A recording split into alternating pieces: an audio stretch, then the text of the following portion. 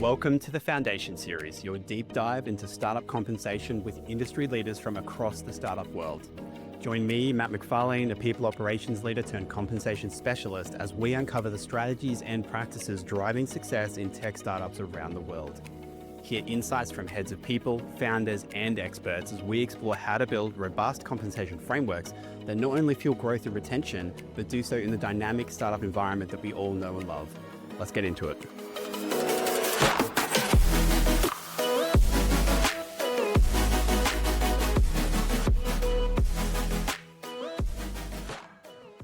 Jesse, welcome to the Foundation Series. I'm so excited to have you on the podcast. You're definitely one of the guests that I've been most looking towards having a chat with. No shade to my other guests, but you're obviously an incredibly accomplished professional, someone I've been following for a really long time, certainly much longer than you and I have been, I think, professional friends and things like that. So it's a real pleasure and an honor to have you here.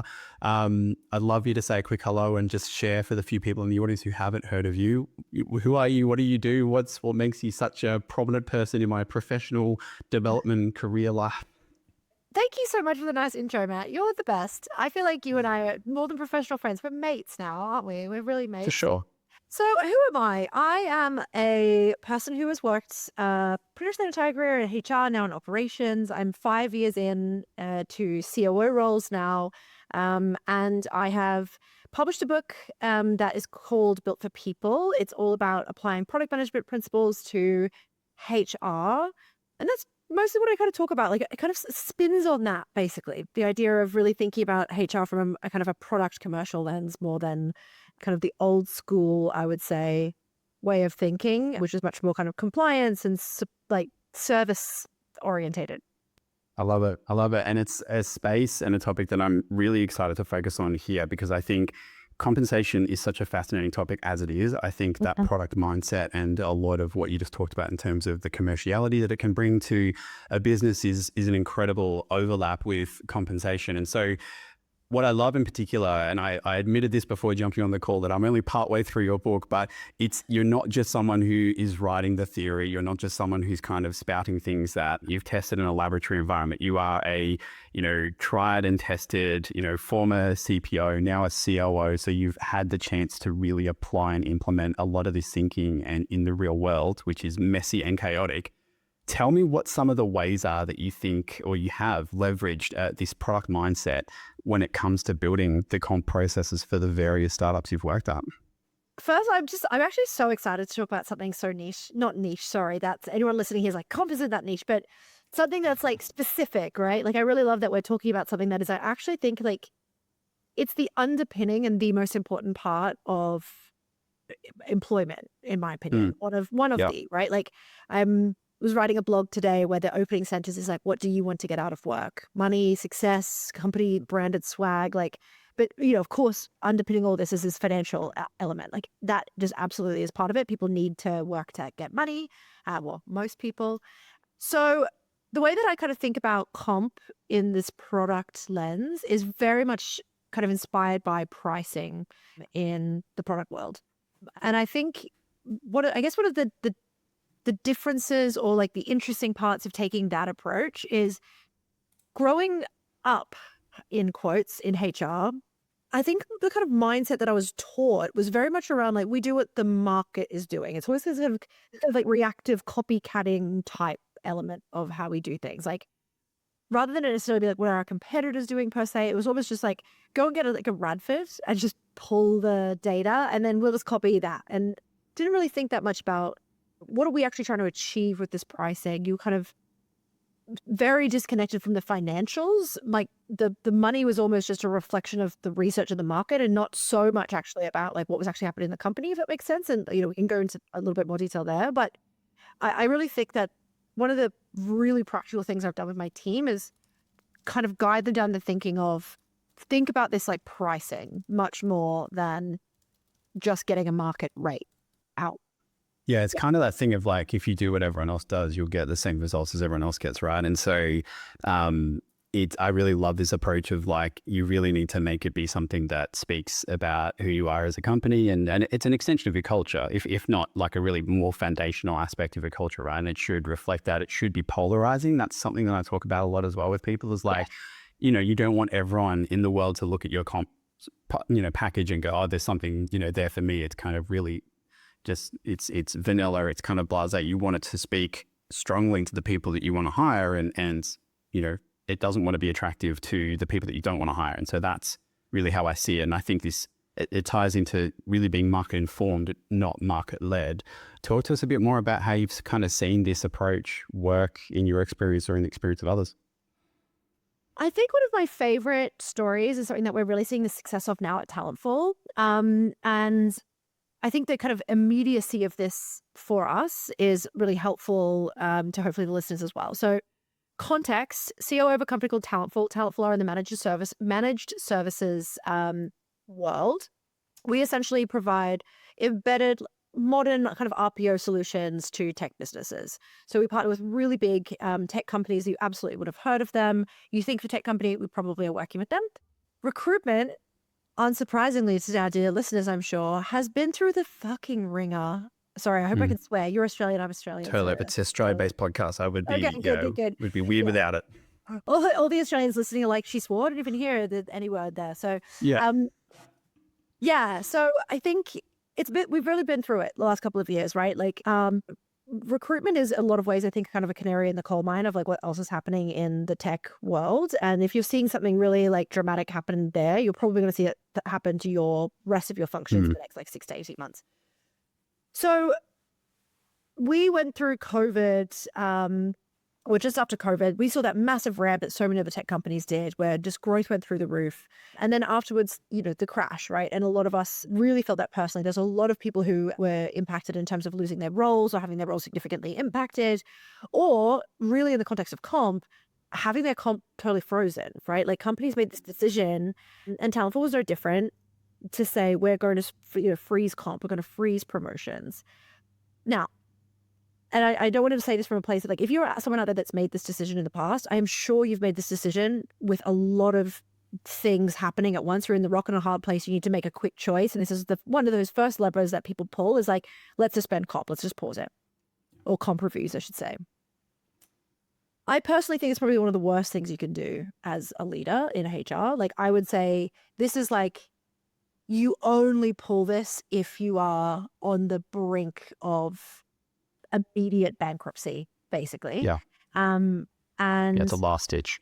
It's an absolute last ditch. Even then, I would still really question why. So I'll tell you, like, some of the reasons I really struggle with this is, like, first of all, and we saw this, you never actually really fully freeze comp, do you? Because inevitably there's someone that actually does get some kind of promotion for some reason. Or there's somebody that threatens to leave and they're critical to a project. And then you're kind of in this very strange bargaining position where you have to pick between uniformity and exception. And that's never a good place to be in. So first of all, it's rarely true. That's the first thing. And if things aren't true, then people will hear. Even if you decide to kind of run a kind of secret operation, a covert promotion operation or a covert comp change operation, people talk, absolutely. Like we all talk about this when it comes to comp. Like transparency is more than just a legislation. It's also just human nature. So I think that's the next thing is people will find out that there's like some covert operation. It breeds hypocrisy. It breeds mistrust. And I've just lost one of my earrings there. I'm going to take both of them out. And the last thing is, this is, again, like, it's fundamental, right? It's fundamental. It's the most important part of your employee experience, in my opinion, in order to have like a kind of the actual product, like the product you're selling is a job where people earn money, right?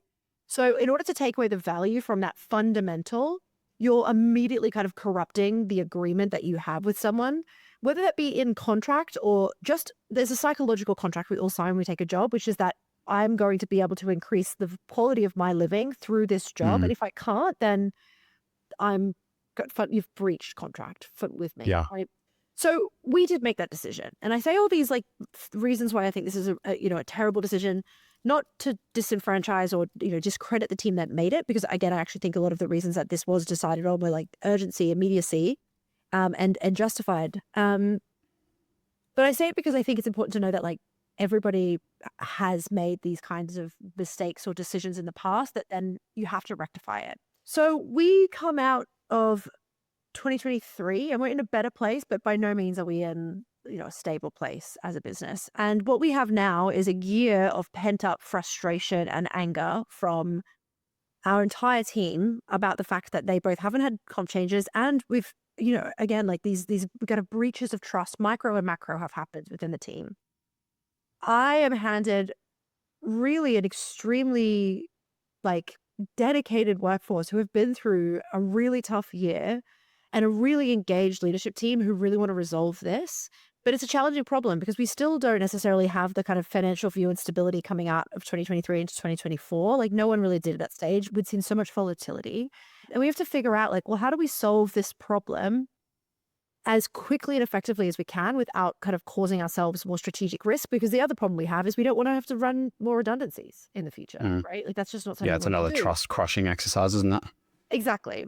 So we went away and we had to think. I said to the team in January 2024 that we're going to go and review compensation. And so we did that. And what we've found, unsurprisingly, is that talent salaries had kind of, if not stagnated, actually regressed. And this is actually a really interesting problem. And I'm sure anyone out there listening that's in kind of either customer support roles, also same thing. They've really stagnated and regressed as the AI transformations. And even just things like copy editors, copywriters, places where we're being really disrupted by AI. So this is an ongoing problem in other functions and other industries. We still wanted to incentivize our team. So what we decided to do was implement a kind of newly formatted, very strategic variable compensation program for our entire team that was much more focused, almost like it's close to a profit share. It's not exactly a profit share, but it's close to a profit share in methodology, where we are meritocratically distributing bonuses at the end of every quarter based on our performance as a company and also the team's performance individually, right? So there's both an element of strong performance incentive there, but also really being driven by actually how well are we doing as a company, with the view and the message that this would continue to grow and evolve and help benefit people as the company recovered through this time. This again is really, when I'm thinking about it, this is I just kind of was trying to get inspired by what was happening in pricing markets, pricing tests. What do companies do when they're trying to price to a set of consumers that are now not so interested in their product for some reason? That's not exactly the analogy that I think I would apply to our team, but that's what I was inspired by, looking for places where customers, the willingness to pay had, just diminished. And what I was finding in the market from consumer products and B2B products that were building these kinds of things is they started doing things like building freemium, having base tiers with add-ons. Again, when you think about that, it's just variable pricing, right? You've got a set pricing tier and then you're adding variable pricing on top of that. The more successful you are at engaging those consumers, the more pricing you can layer on top of it.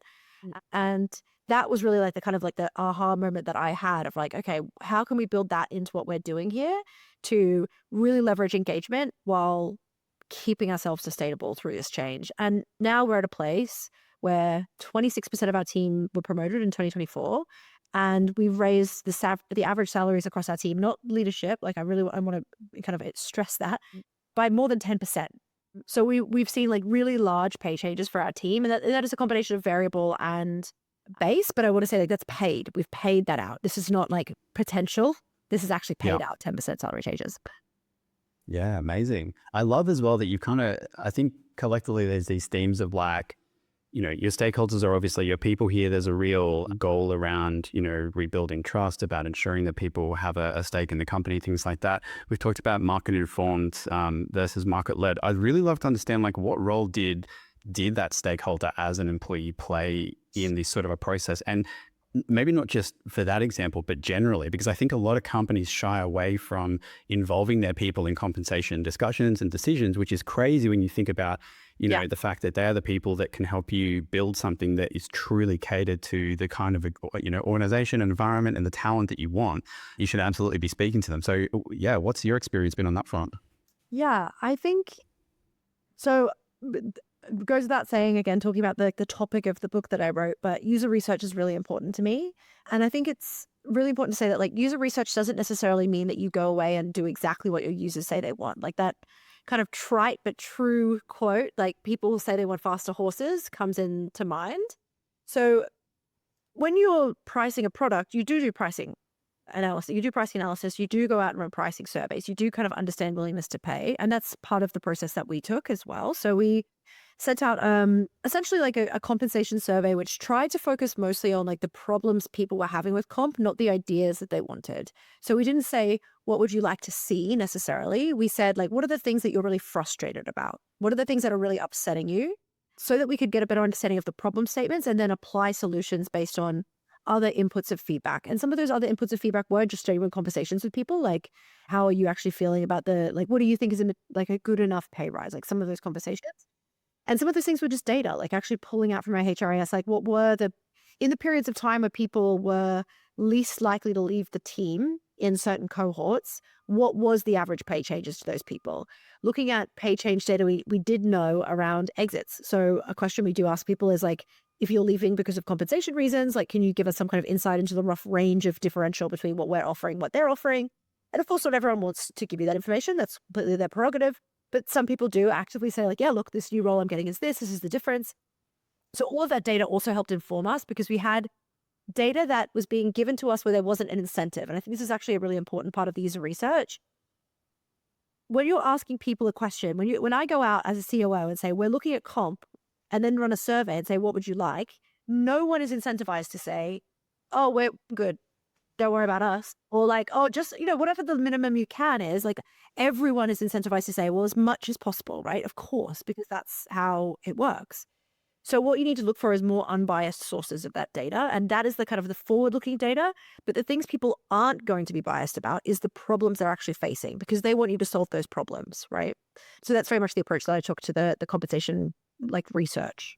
Yeah. And I love, again, like I feel like this is going to be a big theme of this discussion, this whole like market informed versus market led, because I know I've certainly worked in organizations where the bands that we get that are built on the market are, we stick to those no matter what, even if we can't hire or if people are leaving because of them or if we're having issues with internal mobility. And so really this approach of being, market informed, but actually are they working for our business? Like you don't want to be so tied to your comp bands that they're actually working to the detriment of the organization. And I think your exit poll example is a great one, but yeah, on the front end as well, are we actually even being able to hire the people that we want? Are these working the way that we hope is another fantastic piece of feedback.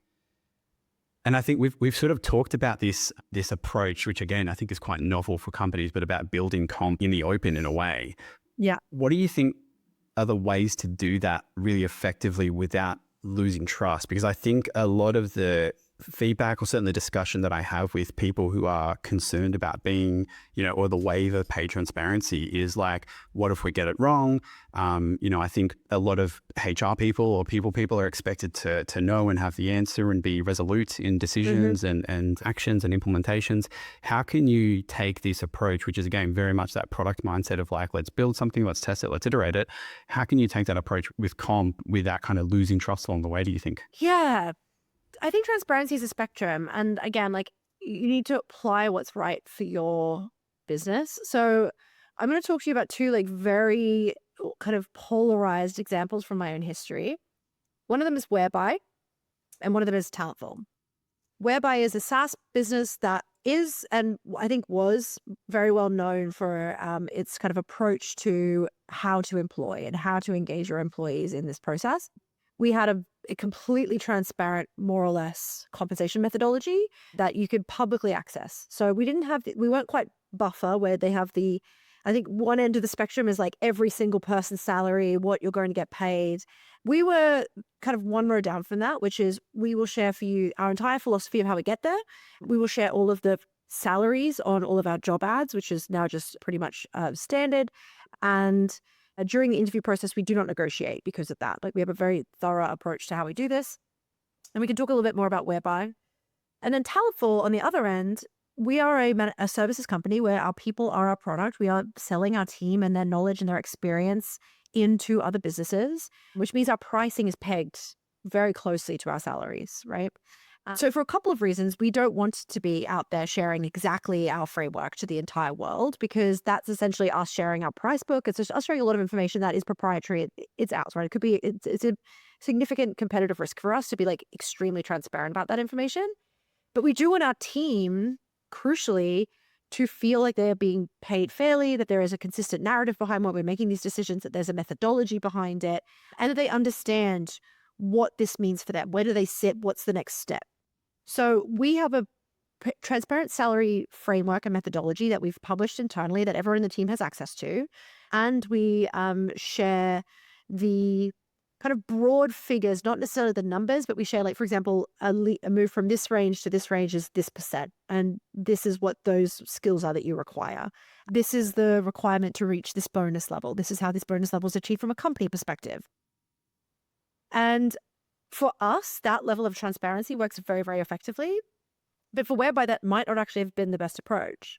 So I think that, like, to kind of answer your question in a much more succinct way, I think sometimes people work in this kind of work, see companies like Whereby or like Buffer and say, well, that's what this needs to look like in order to be successful. So one of two things happen. They either kind of melt down and do something that doesn't work well for the team, or they do nothing at all. They just say, well, we can't possibly make this solution applicable to us. But I think you have to be maybe a little bit more adaptive to the strategy of the business again. Yeah. Like, so I think the lessons there are that, like, you've got these stakeholders, right? But you've got to factor in your internal and your external stakeholders, like the fact that you are an MSP and the fact that you can't be out there, you know, being Buffer to the world for Talentful makes sense. And it makes sense for your business as a commercial entity. And then, but you know, obviously transparency internally is still incredibly valuable, and you don't want to lose out on the trust that builds with the organization. So you do it in a way that's right for you. Completely. And I think just like one more little thing is, like, again, like kind of using this, like the kind of product pricing analogy, it works perfectly well that there are some products in this world that you expect a price tag on them. Like my monthly phone bill, if they tell me it's going to be whatever we charge you, I would be competitive. livid. Like that's not, it's competitive, unacceptable. But if I'm buying like a secondhand Hermes bag from a supplier that's like sourcing a vintage item for me, I'm perfectly happy with the idea that here's my range. It's somewhere there. It's going to be obfuscated. I'm not going to be sure of what this is. It's a completely different product, right? And I think if you acknowledge that you as a consumer do have, like, you're capable of containing and understanding that nuance, you can apply that same thing to your business, I think. Yeah, that makes sense. Again, it's got to be unique. It's got to be tied to you. What about ways that you think over time? So I think there's very much that kind of, like, you know, we're drawing a line in the sand, we're taking this approach we're implementing our newest comp practices. What about over time? How have you seen comp practices iterate, not only from a stakeholder, you know, perspective, but I guess, you know, here I'm thinking of the stakeholders of business too, but like as startups inevitably scale too, what are the key sort of ways in which you see comp practices and strategies tend to change or iterate over time? Yeah, I'm a big believer in building things like MVP. Like you build like the minimum viable product. Like, what actually do you really need at this point in time? I think this is like another thing, just general advice for HR leaders. But like comp, leveling, progression, these things are intrinsically deeply connected. There's no reason that you, a VP people or a head of people at a 20-person startup, need a 20-layer comp framework with 7 progression tracks and tiers and like alternating steps. Like, absolutely not. You do not need that. What do you need to get the job done now and in maybe 6 to 12 months time, really? Like 6 to 12 months time, I think is like kind of the, like between 6 to 12 months is like kind of the pointy end. You want to kind of build your comp structure like a teenager buying a suit, right? Like you want it to fit and not look ridiculous, but you want it to fit you for a little bit more, right? So what that means is that you're inevitably going to build something that has like fewer levels, that has fewer tracks, and that has a little bit more room for interpretation and discretion. And it should, because you shouldn't have to invent the wheel every year and have someone come in and do a comp analysis for you. You should be able to kind of self-manage that until you get to a certain point. And then I think when you get to the point where you're starting to really layer in management kind of changes the game, because management is a new skill and there's different ways you can interpret that. Some businesses interpret management as just a different like track completely. So it's a completely different comp structure. Some people say it's just a skill set within our current comp structure, like valued to the same amount as an IC, right? You need to figure out where you live within that. And then I think it kind of grows in complexity when you start adding in then geographic elements. And again, a lot of startups might be like, we're fully remote, but we keep things quite simple. We pay everyone in this region. We pay everyone in this framework. But once you start genuinely operating like 6 entities with 500, 600 people, that starts to break down a little bit, right? So I think the 2 big tipping points are going to be management and geography. And then the final tipping point that I will layer on here is when your stock options become really worth something, when you're no longer pegging them to like an intrinsic future value that you're kind of aspirationally selling into VCs, but instead you're going public or there's a merger or an acquisition on the horizon. That's the next and final layer where all of a sudden there's like a new level of complexity you need to add into your comp program that you probably should have already been thinking about, but now people will start really pushing you on. Yeah, something that equity becomes very, very appealing as part of the total rewards package, doesn't it? I think you touched on something as well that is a question I commonly get around your job level structure, and it's whether to adopt something that already exists, because there's 1,001 job level frameworks that you can download right now off the internet, and if you're buying compensation data, it comes with it, versus having your own that is made for you. And I think so often, a company will implement something and use something that has 3 gaps between where someone sits on their job level, and it's like it's not right size for you. And so starting with something that is, and then maybe growing into something that is built for an enterprise environment may make sense. Yeah, I do think with the job leveling frameworks, I know we've spent a long time now just talking about like create things that are right for you and that are unique. There are also many things that I just think should be out of the box. Like just do the thing that people get. I do actually think progression frameworks is one of these things. Again, like keep it simple. You don't need to be like ripping off, Facebook's or Meta's one, which I think is going to be way too complicated for the vast majority of us.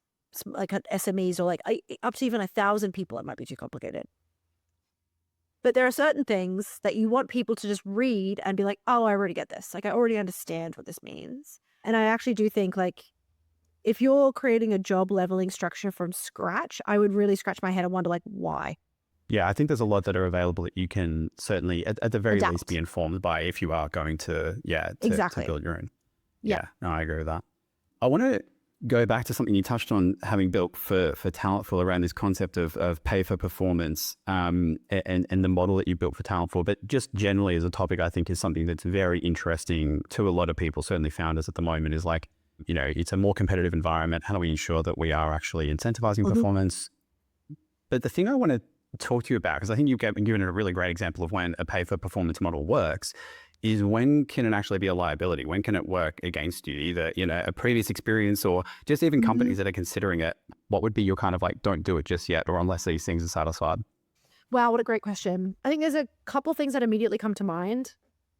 The first one is if you're tying first of all, you probably should be anyway, but if you are more directly tying performance to comp, you have to really be diligent about how you manage performance. People are not going to tolerate you basing it on like a 360 feedback form on a Google form anymore. Like you're going to need to be really thinking like, how are we calibrating this? What's quantifiable? Are there like actual... and this is another thing that we have in our back pocket at Talentful. Our performance to some degree is pretty quantified, right? Like we know how much revenue is being driven by our account directors. We know how many hires people are making, and that's what drives performance on our accounts. We know what the CSAT scores are. We know NPS. Like there's a lot that we know. Now, of course, there are definitely... It's very metricized. Exactly. There are definitely behaviors that we still want to be measuring that are very important to us. So things like adaptability, again, in like managed service, you want people that can move from account to account. That's very important. So we want to measure that. We want to be able to actually incentivize people to be adaptable. Now, this is something our clients don't care about as much as we do, because they want you to work on their account, but they don't really care if you work on the account you're on next. Like that's not their problem. So I'd say the first thing is like really understand like what is like, you need to be good at actually talking about performance. That needs to be very transparent to people, because that's the thing that they are looking at and saying like, this is the thing that's going to help me get more money and help me actually achieve the things that you're promising me that we're going to achieve. So if you go out and say, we're going to do a pay for performance model, and it's going to be based on your manager discretion and like 360 feedback, I think you're going to have a lot of people that are really frustrated when they don't understand the methodology behind some decisions that are being made. And I think the other thing as well is variable compensation is, I think, somewhat rightly seen as a risk for a lot of people. It is like, I talk about this in like more of my ops and finance world when I'm talking to like the revenue team. Not every dollar is worth the same amount.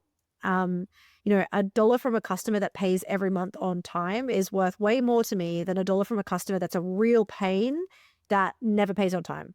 And I think for a lot of people, their interpretation, whether you like this or not, is that variable compensation is a customer that's really difficult and doesn't pay. A lot of people have started working for companies before, where they've been told that they're going to get a 20% bonus, and then they never get a letter, they never get the information, they never get told. And then the end of the bonus year comes and someone says like, oh yeah, sorry, we'll work on that next year. So people have been burned. So the interpretation from a lot of people is, you're a customer that's not going to pay your invoice on time. I don't want this. Like, it's already too much trouble. So they prefer the variable comp, the base comp. So you need to be thinking about that from the get-go. Like, how are you going to really tackle that incentive? But also, it's going to take longer to warm people up to the idea. You have to promise, deliver a lot longer with a variable compensation scheme than you do with a base rate change. And that means that you need to be a little bit more patient, and you need to be a lot more communicative, I think. Yeah, I love those tips. I was trying to think what the lesson there is, but you summed it. We've kind of touched on this around like the fact that you're always, especially in a startup environment, you're sort of always building for today and the sort of near future.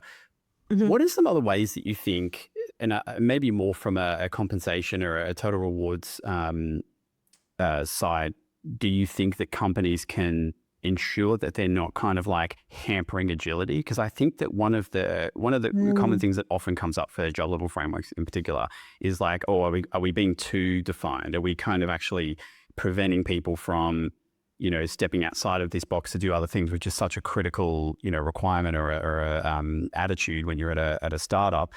What's your advice around ensuring that you can kind of keep it, almost fuzzy in the sense that it gives people a sense of where they are and where they want to be, but it's not too limiting in that respect? But yeah, I guess across both job levels and pay bands in particular. So I'm a really big fan of discretion still. Like, I still like discretion. I think discretion with parameters is like the way that I would like to think about it. So at Whereby, one of the things that we had, there's a couple of things I think that I'm going to throw in here as an answer. The first one is, we did compensation hurdles rather than compensation bands. So we said, this is the minimum you're going to get paid for this job. And then you could, in theory, get paid infinitely above that, right? There's no upper band. We just said, like, we go up and up and up. And what we focus on there is the fact that, like, tenure at Whereby, a company like, a deep engineering company, tenure means a lot. And actually, the things that were really motivating our team, we found out wasn't really title changes or promotions that much. Like, again, going back to this, what's the customer really in this for? They were much more motivated by the flexibility we had as a company, the technical problems they were solving. So we said, okay, well, where do we give that to them? So we had a hurdle. We said, if you're going to join this role, the minimum you'll get paid is, say, £50,000.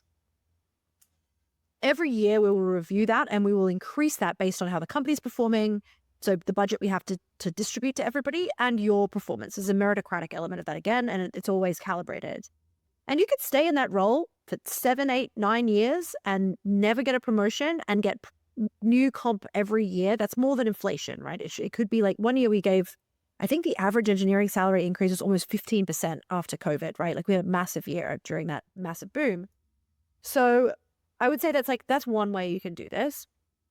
Then on the back, that's very like beneficial to the consumer. The back office problem that it then results in is, what happens if you don't have such a great year and you've got a lot of people that have like received increases in compensation significantly that you now have to kind of like make good on continuously.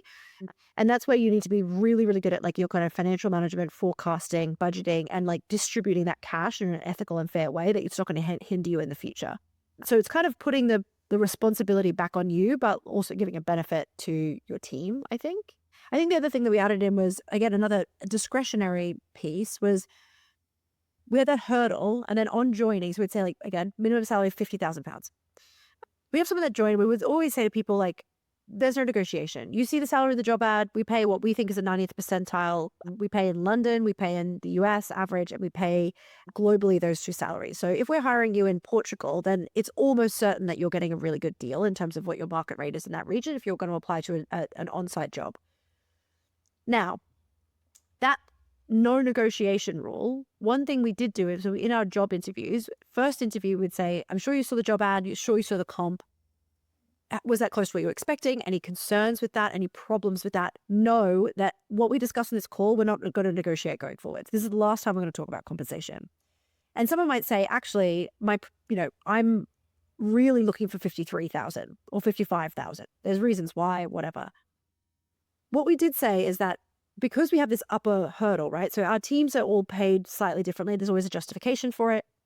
Is we would say to managers, you have a 10% discretion that you can decide in that call with that person and say, look, if you really want 53, we will interview you with 53,000 in mind. But keep in mind when we go through this process, we've had this conversation with other candidates. We're not going to negotiate with them either. We'll always pay the minimum. And when we give you that offer, that's the offer, right? So it's 53. If we get to that point, you get that offer. Managers had 10% that they could move within just at their own discretion, as long as they made a decision that we believed was justified. My thinking on that was that 10% pay changes you can retrospectively kind of correct without having huge organizational problems. Then we went from 10 to 20%, where if a manager came to me and said, look, this person's actually they're an engineer who's also a designer that's worked at a competitor. They've managed a team in the past and now want to go to being an IC, but will help us lead projects. Can we offer them 60,000? I would then say okay, great. Look, if there's a justification and if those things are proven during the interview process and they add that value, let's make sure that's baked into their new job description. It's a different job and we should sell that into them accordingly. And what we actually found through that process is there was actually times where we would go back and change our team's salaries based on conversations that would happen in interviews as well. So we had one engineering manager who was interviewed, hired, went through the process, said what they wanted. We got to the offer, gave them the offer. They accepted the offer. They started. I think it might have even been in their first month. We were interviewing another engineering manager, very similar skill set. And they said, I'm after 10% more. We looked at the skills and we said, this person's worth it. They absolutely aced the interview. So we went back to the new hire and said, we're raising your salary 10%. And that's kind of the checks and balances that we had to put in place. But I think it gives you a good example of trying to use discretion in managed ways that allows for agility and allows for flexibility.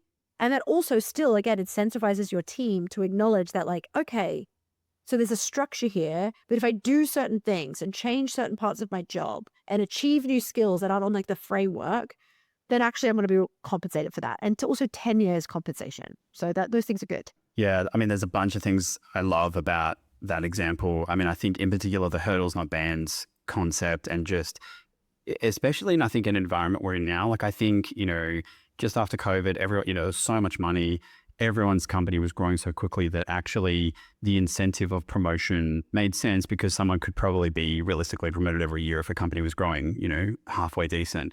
And often I find that upper limit, you need to come up with some kind of mechanism to not make people feel like they have to be promoted all the time to get a comp increase. And so I really like the idea that a hurdle can be there as a minimum threshold, as a floor, but your ceiling could theoretically be unlimited, but is going to be based on these criteria. And actually, you as an individual don't have to go on and do a different job. You do have to still grow as a professional and as a capable individual, no doubt. But and that's what's being reflected. But you're not incentivized suddenly to go. Formerly it used to be all your best engineers become a manager, or they all have to want to become principal engineers. No, you can be a senior engineer and be one forever if you like, and it's not going to hinder your earning capacity, which I really, really like the idea of. Yeah, I think I'm not a huge fan of tenure-based pay changes just by default. There's some companies out there that do every year you get a 2%. But I am a big fan of, I actually felt very comfortable justifying a senior engineer earning more than a newly hired staff engineer. A senior engineer been with the team for 5 years, earning more than a staff engineer. I think a lot of people will be like, well, that's crazy. How did your staff engineer feel about that? I was like, well, the staff engineer came with a lot of great staff engineer level skills that we needed. But that senior engineer knows our code base back to front. That skill is worth that extra money, in my opinion.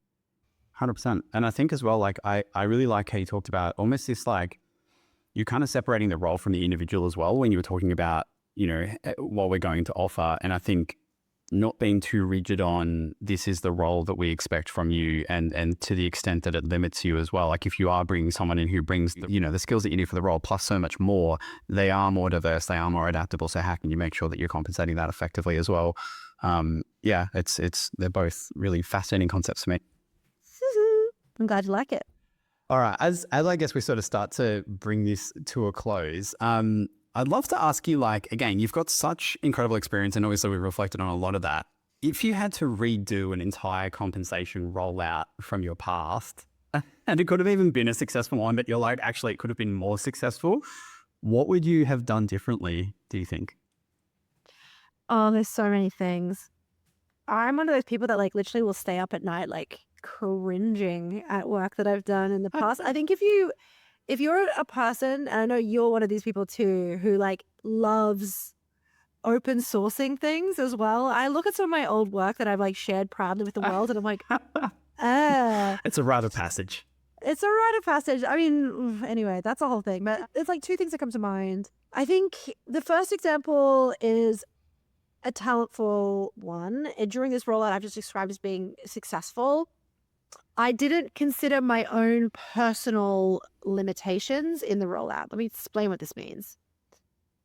I am an extremely procedural person. I'm very, like, I went to law school. I love structure. I work in ops, right? I manage the finance team. I love structure. I love spreadsheets. Our team, by and large, is actually very different than that, right? Like, not all of them. Of course, there's some like extremely like spreadsheet oriented recruiters in our team, but there's a lot of people that are really like, they're very people. That's like, and that's their strength. That's their skill. I love that for them. I went out and I presented this comp change like I would present a new piece of legislation. I was like, I'm going to walk you through, this is the methodology we follow. This is the problem statement. This is the like, and then finally, here's the solution. Here's the outcome. Congratulations. You're all getting like an uplift. What 200 people heard from that, and you know, rightfully so, was here's a bunch of excuses why this isn't going to be as good as it could be. There's a big long diatribe about a process we don't care about, or that like isn't interesting, or we don't understand.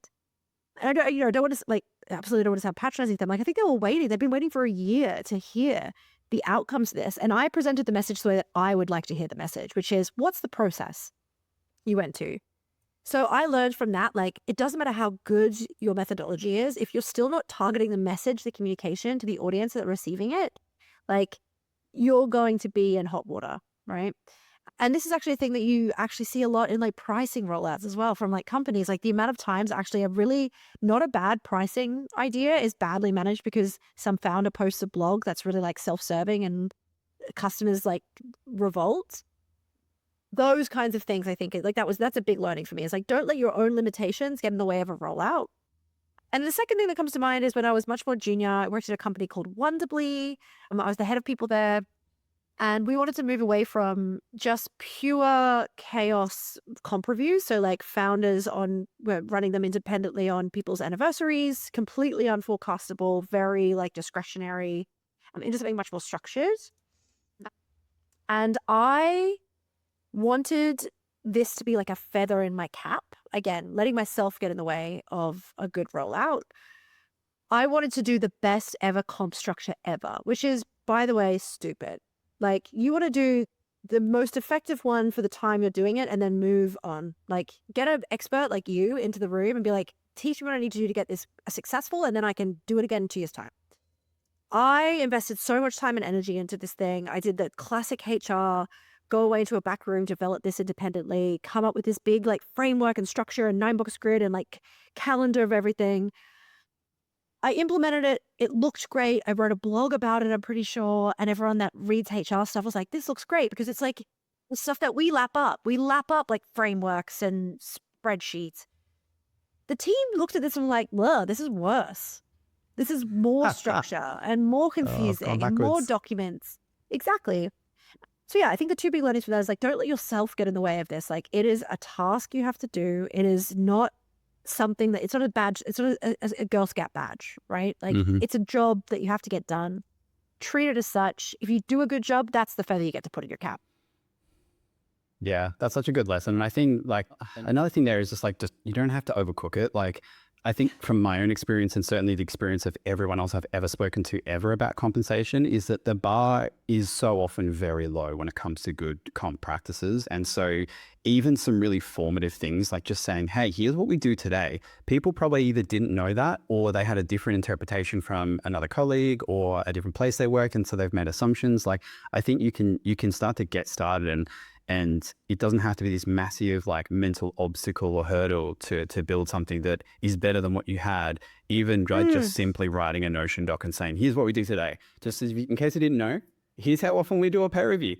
Surprise. And here's what it's based on. And like, just get that stuff there. And then, feedback. You don't have to go into this back room and build this like Goliath thing and then suddenly be like, oh, it didn't really land. But I appreciate it. Thank you so much for being vulnerable with those two excellent examples.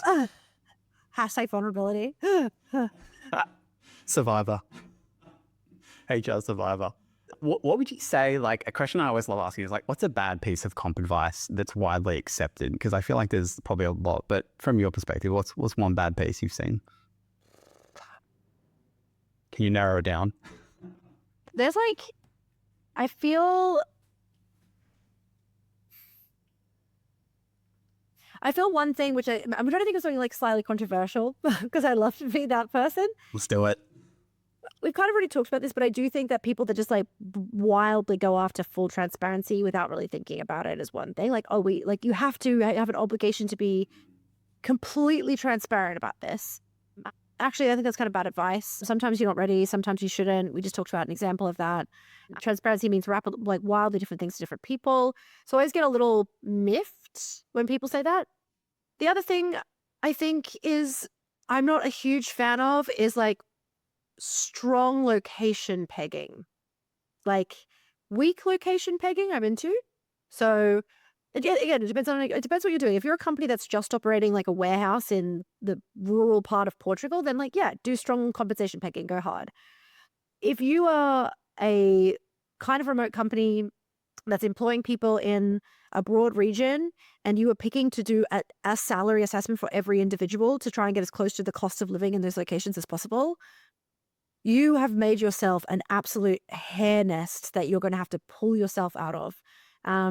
And I still see this advice going around from time to time. Someone's like, oh yeah, what I do is we peg everything to cost of living in every single region, every single county in the world. Rough. Yeah. That's my take. heavy. Yeah. I appreciate that.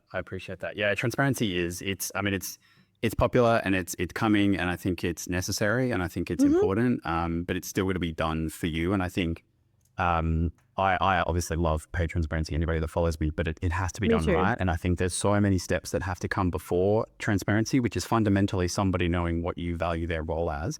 But it could be the buffer example, which is everybody, even outside of the company, knowing what you're being paid. There's a spectrum there and you have to work out what's right for you. And some of that's dictated by legislation, but the rest of it absolutely needs to be determined by who you are as a company and what you're trying to achieve. And we keep coming back to who are you and why are you making this work for your stakeholders. So it's an important lesson that bears repeating. Amazing. I mean, last question for me, like heads of people, compensation's a tricky subject for those of them that are facing off, against having to build or do or undertake pay in their startup. Any parting words of wisdom, any final tips you'd share for those who are looking at it in 2025? Yeah, I think we've covered a lot of like the big kind of lessons that I feel like I've learned. I think like the don't overcook it thing is really what comes to mind. I think, this is general advice, comp or otherwise. Focus on the problem you're trying to solve and solve that problem. Don't solve every future problem, every possible iteration, every exception. What's the thing that's really frustrating people? What's the thing that's not going to work as you grow for the next 6 to 12 months? And then solve those things, right? And sometimes, actually, most of the time, the answer is probably tighten this up, get rid of this completely. Once you find yourself tightening something up, getting rid of this completely, building this thing, running a workshop, creating a doc, creating a PDF, sharing out a training, I think you're already in too deep. Yeah. An excellent tip. Yeah. And also part of this one that I like use, like, actually, no, here's a better piece of advice. Sorry, I'm gonna extract this. Don't hire a permanent comp and ben person if you're less than 1,000 people. That's like my first. If you're less than 1,000 people, your attrition is not high enough, your salary review is not high enough, your complexity is not high enough. Go and find someone that is an expert like you once a year, bring them in for a 12-week or 6-week sprint or something and smash an excellent project that solves a problem. Invest the money there. Hiring a permanent comp and ben person like any person that has like a very specific specialty that you have to employ full time, wants to build a whole world around that thing. And like we just described, you don't need a whole world around that thing yet. And you won't until you're 1,000 people, probably more. That's my advice. Sage advice. Thank you very much for the plug. And I think in return, for anyone who's listening, Jess, you are an incredible person to follow on LinkedIn for many, many insights. You obviously have a phenomenal book, which is already phenomenal and only 25% of the way through. So I'm already saying that, singing the praises. You publish amazing articles online as well. So for anyone that's listening, please go and follow and buy all of those things. And otherwise, just a massive thank you. This has been so insightful. I think I've definitely learned some incredible things from this as well. So thank you. So much knowledge bombs dropping everywhere. I appreciate it. Oh, I love it. And I will definitely give you a shout next time I'm in Brizzy for a couple of pints, I reckon. Let's do it. Absolutely, mate. Thanks for joining us on another edition of the Foundation Series. Make sure to head over to our website to subscribe to the Foundation Series for monthly editions featuring future interviews on startup compensation. In each edition, we'll explore the different strategies, trends, and challenges faced by startups around the world. If you have a burning topic you'd like me to cover or a standout guest that you want to hear from, drop me an email so I can dive deeper into the compensation topics that matter most to you. Join me next time as we continue to uncover the strategies and practices driving success in global tech startups around the world. Thanks for listening.